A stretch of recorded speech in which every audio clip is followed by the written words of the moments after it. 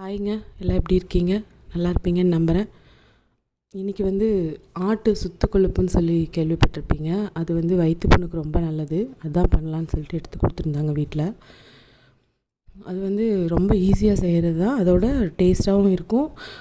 Cholesterol அதிகம் அப்படின்னு நினச்சிக்கிறவங்க avoid பண்ணிக்கலாம். ஆனால் வயிற்று புண்ணெல்லாம் நல்லபடியாகவே ஆறும்னு சொல்லுவாங்க. அதனால் இன்றைக்கி அதெல்லாம் க்ளீன் பண்ணி மஞ்சத்தூள் போட்டுலாம் கழுவி இஞ்சி பூண்டு பேஸ்ட் போட்டு கொஞ்சம் ஊற வச்சுருந்தேன்.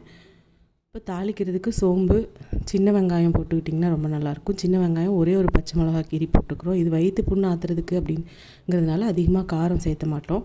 அப்புறம் ஒரே ஒரு தக்காளி, அது ஆப்ஷனல் தாங்க, வேணுன்னா போட்டுக்கலாம்.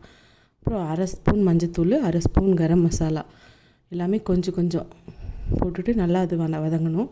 வதங்கினதுக்கப்புறம் நம்ம பெரட்டி வச்சுருக்கிற சுத்துக்கொழுப்பு போட்டுக்கணும். அது கொஞ்சம் ஒரு மாதிரி ரப்பர் மாதிரி ஆகுங்க. அதனால் லைட்டாக அதுலேயே தண்ணி விடும். நம்ம தண்ணி விட தேவையில்லை. அது தண்ணி விட்டு பார்த்ததுக்கப்புறம் நான் இது பண்ணிக்கலாம்.